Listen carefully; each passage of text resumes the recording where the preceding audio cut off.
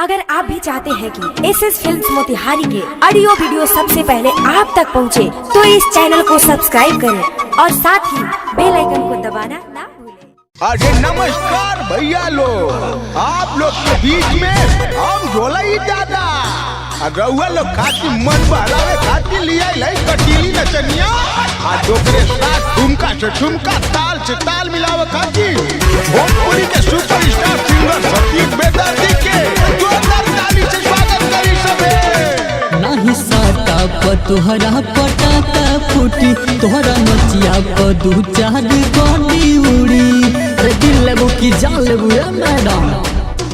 नाही साटा प तोहरा पटाका फूटी, तोहरा नचिया प दू चार गोली उड़ी।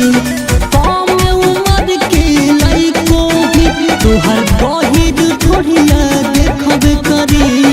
जैसे जैसे लहंगा उठी ऊपर कट्टा चलाबे करी। जैसे जैसे लहंगा उठी ऊपर कट्टा चलाबे करी। कोई बिहारी भाई इसको टच नहीं करेगा, हमारे यूपी वालों को पसंद आ गई है। अरे नहीं के झगड़ा छोड़े, छोड़ छोड़ छोड़ ए बाबू ए नीचे उतर के देखा।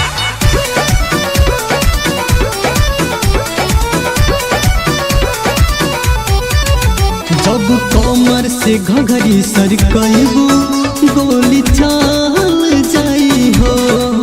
तोहर ढूढ़िया के देख गहराई मन बदल जाई हो।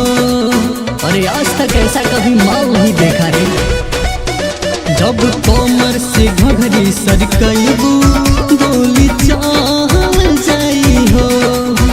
तोहर ढूढ़िया के देख गहराई मन बदल जाई हो। घेर घेर के नाच देखी बाद में मिलब करी। जैसे जैसे लहंगा उठी ऊपर कट्टा चलाबे करी। जैसे जैसे लहंगा उठी ऊपर कट्टा चलाबे करी। चढ़बे करी चढ़बे करी। अरे मान जा रे, आता गोली मार दे। आगे बाबू चमार के अरे पंचो चटनी का मुंह का कर दे ले रा बैठे बैठे भाई। पूछ लेबू अनिल सतीश से पता चल जाई हो।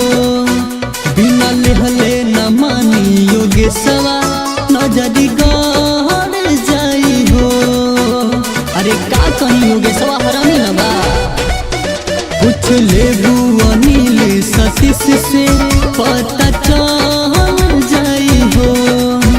बिना लेहले न मानी योगेशवा नजरी गड़ जाई हो। सोनी बिनत चाहे पीयूष नोट देवेला चढ़बे करी।